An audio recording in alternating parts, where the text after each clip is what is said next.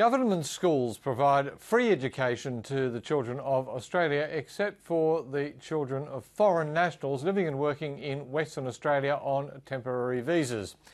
The 457 visa allows skilled workers to come to Australia to fill shortages in the job market for up to 4 years. But despite paying taxes like Australian workers, the West Australian government wants to force 457 visa holders to pay thousands of dollars for schools that are free to everyone else. Mignon Stewart reports.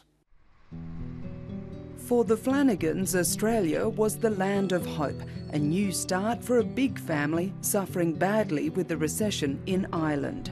In February, they packed their bags and moved to the lucky country. Okay, let's go to school now. The Flanagans chose Perth in Western Australia to set up their new lives. The WA government was actively recruiting migrants in Ireland, encouraging them to apply for the temporary skilled 457 migration visas, which means they can work in Australia for up to 4 years. It was sold as a win-win.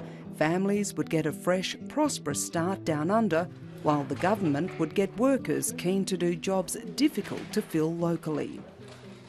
It was a little bit hard, but it was well worth it. The kids have settled in fabulously at school. They're loving it. It's an excellent school. So it's worked out quite well so far. But last month, the WA Treasurer dropped a bombshell, announcing that from next year, the cost for 457 visa holders to send each child to a state school would increase from $60 a year to $4,000 a year. The state government has since watered down the plan after a backlash. The fees will now be introduced in 2015, and only the first child would be charged the full $4,000, while for subsequent children it'll cost $2,000 per school year. I think that's manageable and reflects only about a third of the cost to the taxpayer of actually educating these children. The Flanagans don't agree and say it's still a lot of money for the basic right of an education. We have managed quite well. We've done our budget and we've been getting on very well, but I'll have 4 in the public school system and it's just not doable for us. It's crazy and I think it's very unfair. But the government says the fee is necessary, with a record growth in the number of students, driven by a local baby boom last decade and now a big rise in the number of migrants moving to Western Australia, many of those on 457s and with children. And the number of those kids attending state schools has risen from just 300 in 2005 to almost 9,000 this year. The issue of 457 visas in Australia has been a controversial one. In March, the then Prime Minister, Julia Gillard, announced a crackdown on the scheme, claiming it was being abused. To stop foreign workers being put at the front of the queue with Australian workers at the back, we will support your job and put Aussie workers first. There has also been anti-457 sentiment within some communities in Australia, with a number of people in WA agreeing that 457s should be charged to use the state school system. Paying school fees for 457 visas must be made mandatory. They are the ones who are taking local jobs, so they should go back where they came from if they do not wish to pay this fee.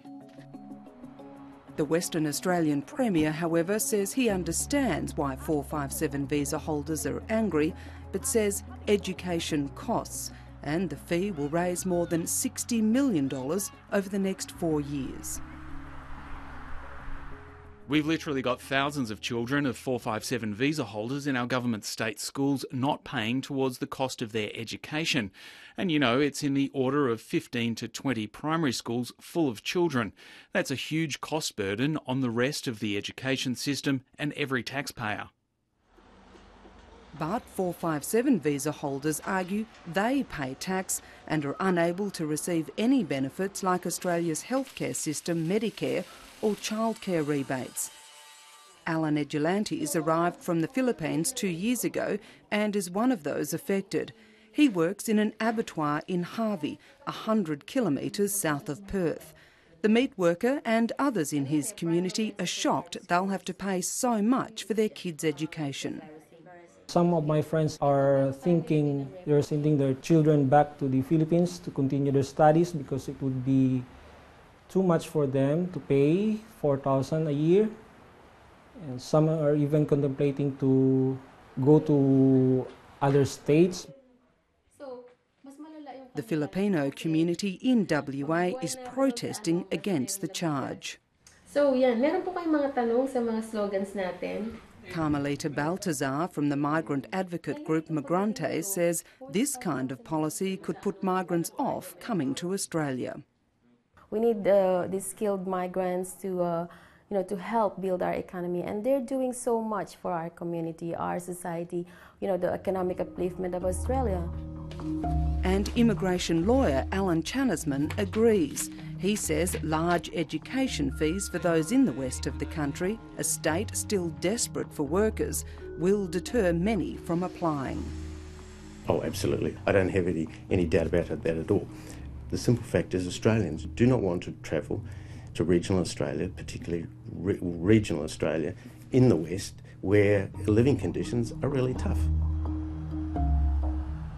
Only 2 other states in Australia charge similar or even higher fees. As for the Flanagans, the changes in WA still mean a school bill of $10,000 a year, and their options are limited. The kids have settled fabulously, and it is a beautiful country, and we are very happy here, but, we have to eat as well.